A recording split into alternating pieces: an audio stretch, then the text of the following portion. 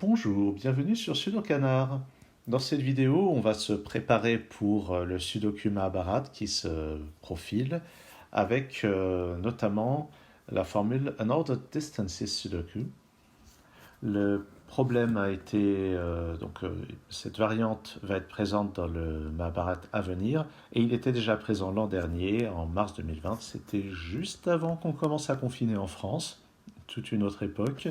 Le problème avait été composé, de même que tout le round de l'époque, par Gaurav Kumar Jain, qui est un excellent auteur indien. Et la formule est assez simple. À chaque fois qu'on a un indice de ce type-là, ça signifie que ces deux chiffres vont être séparés sur la ligne ou la colonne de la distance qui est indiquée. Et on ne sait pas si le 7 est à gauche, le 8 à droite ou l'inverse. Ça fait partie des choses qu'on doit déterminer. C'est le unordered dans le titre. Cette grille rapportait 19 points, donc a priori elle devait être très difficile, mais dans mon souvenir, c'était pas si dur que ça, parce que je participe toujours à ces choses-là, et j'ai souvenir que c'était très abordable. Alors peut-être que je vais changer d'avis aujourd'hui, évidemment, un an après, je n'en ai aucun souvenir. En tout cas, la grille dans l'épisode à venir rapporte, si je ne me trompe pas, 15 points. Et moi je me trompe, c'est 14 points. Donc ça devrait être moins difficile que ça, ou peut-être de difficultés similaires. En tout cas, on va regarder ce qu'il en est.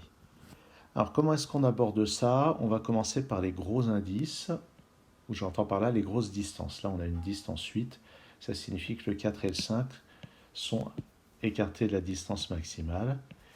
Ils forment une paire le long de cette ligne. Et je vais entourer cet indice parce qu'a priori, j'en tirerai rien de plus. Et sur cette ligne, c'est assez intéressant, le 4 et le 6 sont à distance 5. C'est assez intéressant parce que ça veut dire que le 4 ici, le 4 et le 6 vont être assez éloignés, en particulier il n'y a aucun des deux là-dedans. Donc ça signifie que le 4 correspondant va être là-dedans ou là-dedans. Alors vérifions quand même. Ah, il pourrait y avoir le 4 ici et le 6 là. Donc je me suis peut-être un peu avancé. Je suis probablement avancé. Peut-être un peu trop tôt pour dire ce genre de choses. Ici, le 5 et le 6 sont à distance 7. Ça veut dire ici et là, ou bien ici et là. Donc je vais noter 5 ou 6 par ici, 5 ou 6 par là. Bon, dans cette colonne, le 7 et le 9 sont à distance 5. Ah, ça c'est intéressant, parce qu'ils ne peuvent pas être là, donc ils sont là-dedans. Et la seule manière d'avoir une distance 5, c'est ici. 7 et 9 par là. Et ça aussi, c'est un indice qui est déjà pleinement utilisé. Alors 7 et 8 à distance 1, ça va être beaucoup plus difficile à utiliser dans un premier temps, de même que ce 8 et 9 à distance 2. Encore que. Non, si, ça va être plus difficile à utiliser, c'est sûr. Le 1 et 7 à distance 1, on sait déjà que c'est pas par là, ça va être un petit peu par ici, c'est pas trop. Mais il y a beaucoup d'indices 7. On voit 7 et 8 à distance 1, 7 et 8 à distance 5, 3 et 7 à distance 2. Il y a pas mal de choses qui vont se jouer autour du 7 par ici et par là. 1 et 3 à distance 6. Donc distance 6, c'est de là à là, c'est pas possible. De là à là, c'est possible. De là à là, c'est possible, à condition de mettre un 1 ici, un 3 là. Donc il va y avoir 1 et 3 par ici, 1 ou 3 par ici. Dans cette colonne, le 2 et 3 à distance 2. Si c'est ici, ça veut dire qu'on a un 1 ici et un 3 là. Sinon, ça pourrait être par là, à condition d'avoir 3 et 2, ou bien 3 et 2. Donc il y a plusieurs théories. 2 et 3 par là, 2 et 3, ou bien 2 et 3. On va voir les implications de chaque éventualité. Dans cette colonne, 4 et 5 à distance 6, ça veut aussi dire qu'il y en a un par là, un par là. Et là, je n'ai pas vraiment de restriction sur où ça se passe, si ce n'est que j'en ai pas ici. Donc, grâce à cette paire, c'est par ici, 4 ou 5 par ici, à parier avec 4 ou 5 par là. Et si on met le 4 ici, d'après ça, ça va déplacer un 6 ici ou là. Je suis en train de me dire que ça a l'air assez difficile ce problème, hein. Que je disais que dans mon souvenir, c'était pas si dur que ça. Il se pourrait bien que je me trompe. 4 et 6 à distance 5, on sait déjà qu'ils ne sont pas là-dedans à cause de ça. Donc je vais en avoir un là-dedans, un là-dedans. À distance 5. Alors ça ne peut pas être ici parce que ça l'enverrait là. Ça ne peut pas être ici non plus. Donc c'est par là et par là. Donc je vais avoir 4 ou 6 par là. Et 4 ou 6 par là. On note qu'il y a vraiment 4, 5 et 6 qui sont dans les environs. Et notons que le 4 ici, à cause de cet indice, ça forcerait un 6 là. 4, 6. Regardons un peu ce que ça donne. Si je mets un 4 ici, donc ça me place un 6 là. Ça force à mettre un 6 là. J'ai donc par ici un 5 et par là un 6. Donc ça met le 6 ici, le 5 là. Et ce 5 à son tour force à mettre un 4 par là et un 5 par là.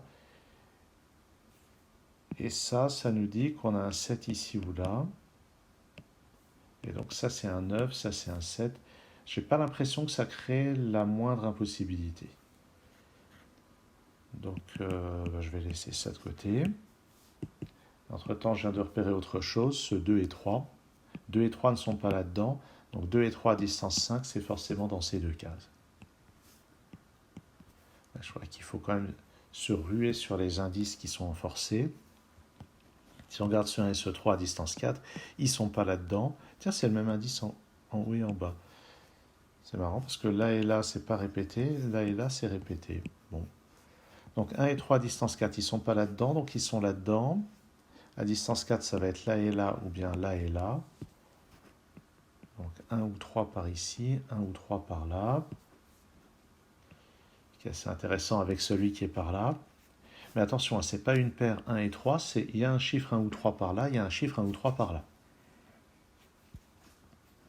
Et c'est jumelé avec le 2 et le 3 ici, au niveau du chiffre 3.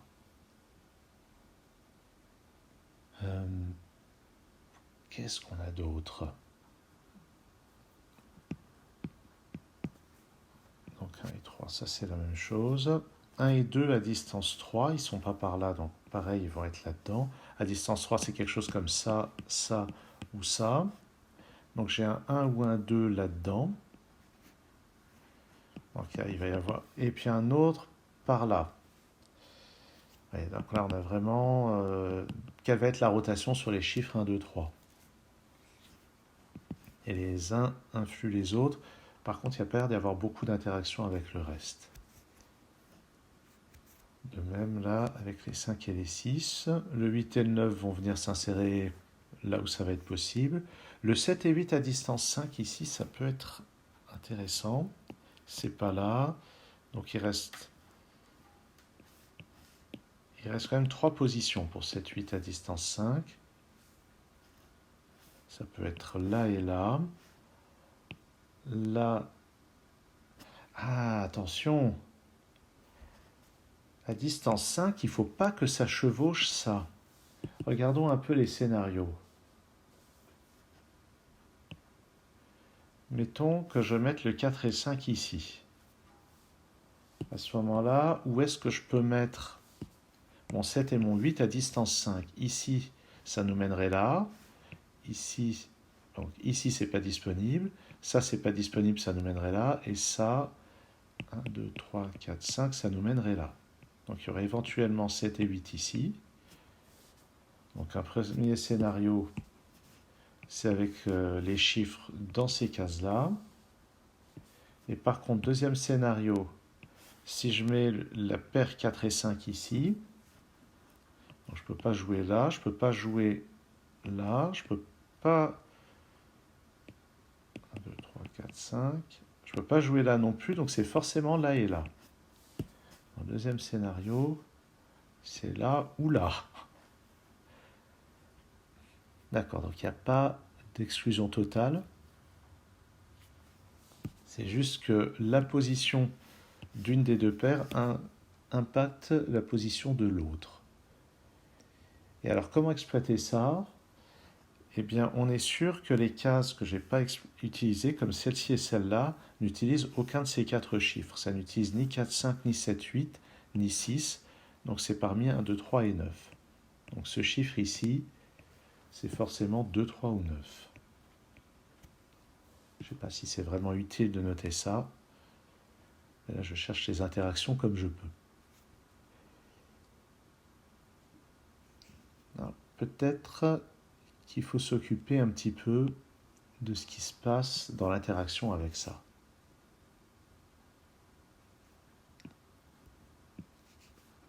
Alors, quelle va être l'interaction si on imagine que de ce côté-là, c'est le 4, à cause de la paire 4 et 5, il va être là. Allez, je regarde ce qui se passe si je décide de mettre un 4 ici. Ça vient placer le 6 ici. Je vais effacer mes croix là, parce que elles perturbent tout. Et si je fais ça, donc par ici c'est un 5, par ici c'est un 6. Ah, mais c'est pas possible, j'aurais pu repérer dès le début, à cause de ce 4 et 6, le 4 ne peut pas être au milieu. Et le 6 non plus, aucun des deux ne peut être au milieu. Voilà l'interaction que j'avais ratée. Aucun des deux ne peut être au milieu, la distance 5 les fait sortir. Et ça me rappelle très vaguement quelque chose, peut-être que je l'avais repéré beaucoup plus vite le jour de l'épreuve, ce qui permet de placer dès le début un 6 ici. 1, 2, 3, 4, 5. Alors je suis très prudent pour compter les distances, parce qu'il y avait une épreuve de distance au championnat du monde, et j'ai réussi à remplir la grille jusqu'au bout, mais complètement fausse. Alors attention, qu'est-ce qui se passe? Donc en ayant ça,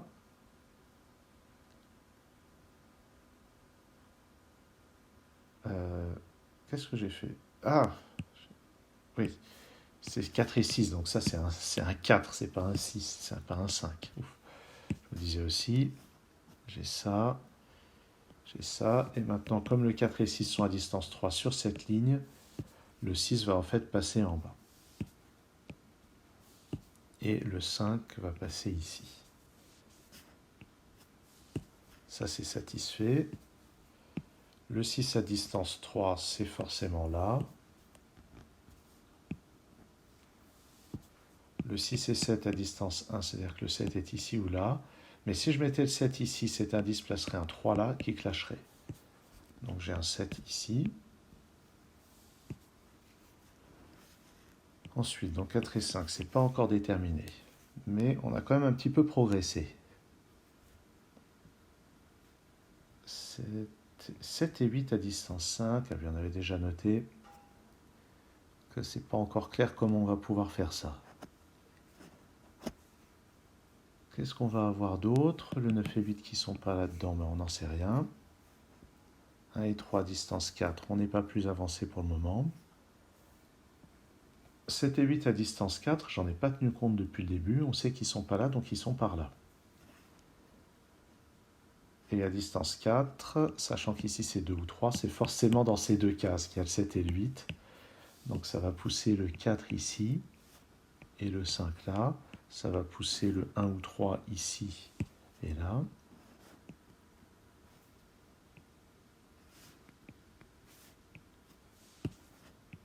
Donc ça c'est fait. Et puis je disais 7 et 8, c'est forcément dans ces deux cases, pour être à distance 4. Et puis j'ai un 6 ici pour satisfaire ce 4 et 6 à distance 5. Bon, moi j'espère que je serai plus vif lors de l'épreuve, parce que là, il faut bien dire, c'est un peu poussif quand même. Ensuite, les 6 me permettent de placer un 6 ici, ce qui va me mettre le 1 ou 3 ici et l'autre là. Ça, c'est satisfait. J'ai donc ma paire 1 et 3. Là-dedans, il me faut un 2, un 7 et un 9. D'après ça, ça place un 2 ici. Et puis 7 et 9 là-dedans. Notons que si ça c'est un 7, d'après ça, ça place un 3 ici. C'est tout à fait plausible. 1, 3, 4, 5 là-dedans. On doit avoir 2 et 3 à distance 2 dans cette colonne. Et les seuls endroits où on peut mettre de la distance 2, c'est là, mais le 2 n'est pas disponible. Et puis là, et en utilisant ce 3, ça les place comme ceci. Et 3 à distance 4, ah oui, ça c'est déjà satisfait. Je vais le noter en bas aussi. Donc 7 et 8 à distance 5, ah ben, il serait temps que je le note. 1, 2, 3, 4, 5.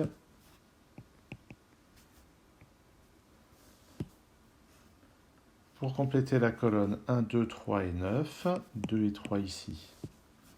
Donc ça c'est 1 ou 9, 1, 2 ou 9 ici, on verra par la suite. 1 et 7 à distance 1, c'est pas là-dedans. Ça pourrait être là. Ah bah non, puisqu'il faudrait seulement le 1 ici, ça mettrait le 7 là. Donc c'est tout là-dedans. On peut avoir 1 et 7 comme ça, ou bien ça peut être là-dedans. Ce qui est sûr, c'est que ça, c'est 1 ou 7. Mais ça peut pas être 7, ça peut pas. Si, ça pourrait être 7 avec le 3 là. Tiens, en fait, ce 7 place un 9 ici. Dans le genre, je ne regarde pas les simplifications que je peux faire. Donc ici, ça n'est ni 1 ni 7, mais ça peut toujours être 3 avec 7 ici. Ça pourrait être par là aussi. 3 ici, 7 là. 3 ici, 7 là. Ouais, il reste pas mal de possibilités pour ce 3 et 7. 8 et 9 avec 2 d'écart. Ça pourrait être là, ça pourrait être là, ça pourrait être là. Non, ça ne peut pas être là, 8 et 9, parce qu'il n'y aurait pas assez de choix pour ces chiffres. Donc, ouais, il y a encore des possibilités. Donc, on va regarder plutôt le sudoku standard. 1 et 2 à distance 3, c'est pas là. Ça peut être là ou là. Donc, 1 et 2 par là, ou bien 1 et 2 par là. Ici, ça serait rigolo avec cet alignement 1, 2, 3. Mais on n'en sait rien. Dans cette colonne, il me manque 1, 4 et 5. Ah oui, en fait, dans ce bloc, le 3 est forcément là. D'accord. Donc ça met le 1, le 3, le 2, le 3 ici. J'ai aussi ce 1. Qui clarifie pas mal les choses. Donc ça, c'est parmi 1, 4 et 5. Et d'après ça, c'est le 1 ici. 4, 5 là. Ici, ça ne peut plus être qu'un 5. Donc ça, c'est un 4. Ça résout la paire 4 et 5 du début. Sur cette ligne, il me manque 1, 2 et 5. Ici, ça ne peut pas être 1. Ça peut être 2 accompagné d'un 1 ici. En fait, le 2 est forcément là-dedans. 2 est forcément là-dedans, 1 est forcément là-dedans. Oui, le 5 ne peut pas être là, donc ça c'est 5. Ce qui veut dire que c'est 2 et 1 comme ceci. Je vais avoir ici 1 et 2. Il me faut un 8 quelque part. Ah oui, 7, 8, 7, 8, 9 et 3. J'ai un 3 quelque part là-dedans. 3, 8, 9 sur cette ligne. Ça c'est 8 ou 9. Et je note ça bourrinement. C'est pas très glorieux. 8 et 9 à distance 2. Si ici c'est 8 ou 9, alors lui aussi, aucun problème avec ça.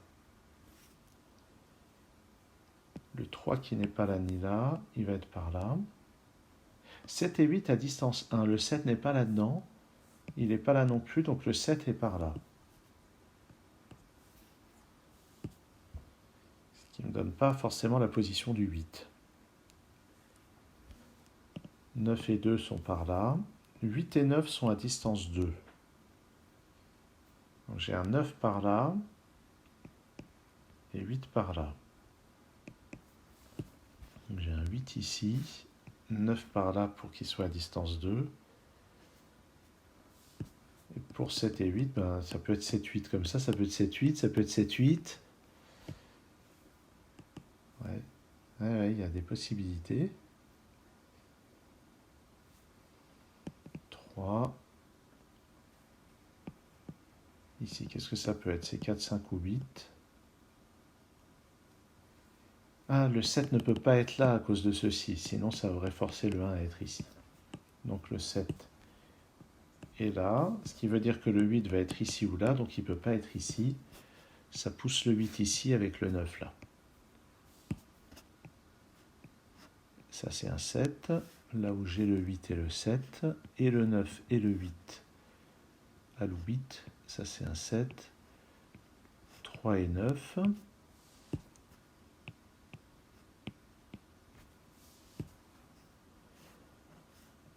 Et 7 à distance 2, donc ce 7 me place le 3 ici. Pour compléter la colonne, il faut 1, 2, 8 et 9. 1, 2, 8, donc ça c'est un 9. 1 ou 8 ici, 2 ou 8 là. Pas de 9 ici. Là-dedans, 1, 2 et 8. Alors, est-ce que c'est 8, 9 comme ça ou autrement? Ici, c'est forcément un 3. Donc, ben maintenant que j'ai placé le 9, le 8 est forcément là. Là, j'ai 1 ou 2. Et puis, pour compléter la colonne, j'ai un 7 ici. Ah oui, ce 3, en fait, résout ceci. Comme ça. Et là aussi, j'ai la résolution des 1 et des 2. Ce 7 et ce 1 sont bien à distance 1.